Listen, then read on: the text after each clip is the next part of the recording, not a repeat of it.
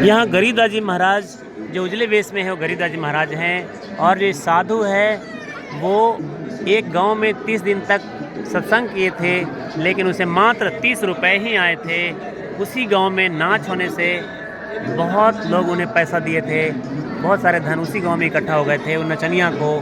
तो गरीबदास जी महाराज समझा रहे हैं उस ब्राह्मण मणिराम को कि हे मणिराम, किसी गांव में ब्राह्मण मणिराम ने 30 दिनों की कथा रखी थी, वही नाचने वाले को 2 घंटे के 500 रुपये मिले, जबकि ब्राह्मण को 30 रुपये ही मिले। यह देखकर वह दुखी था। उसे पता चला कि गांव में संत गरीबदास जी रहते हैं, तो वह उनसे मिलने चला गया। गरीबदास जी ने ब्राह्मण को आसन देकर बैठाया और उनकी व्यथा सुनी। ब्राह्मण ने बताया कि जो लोग नाचने वाले थे वो अधिक धन देते थे, लेकिन ज्ञान की कथा का सम्मान नहीं करते हैं। पर गरीबदास जी महाराज बोले कि फूटी ज्ञान विवेक की और अंधा है जगदीश, चंपा कली को 500 और मणिराम को 30। यानी लोगों की बुद्धि भ्रष्ट हो गई है और वो संसार अंधकार में है। फिर गरीबदास जी महाराज ने समझाया कि कथा करने का अधिकारी वही होता है जिससे सच्चा आध्यात्मिक ज्ञान हो।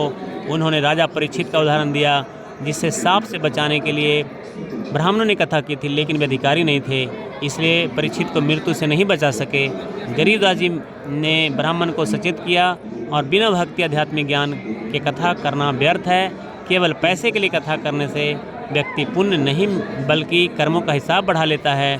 कथा सुनने वाले को उद्धार तभी होता है जब सुनाने वाला स्वयं परमात्मा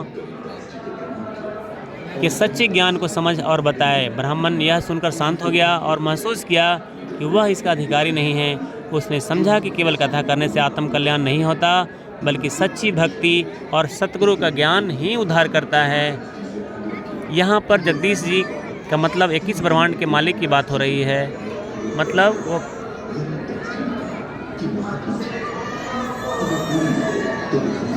गरीबदास जी महाराज कहते हैं फूटी ज्ञान विवेक की, अंधा है जगदीश, चंपा कला को 500, मणिराम को 30। यहाँ पे जगदीश का मतलब है 21 ब्रह्मांड का काल ब्रह्म अलख निरंजन की बात हो रही है।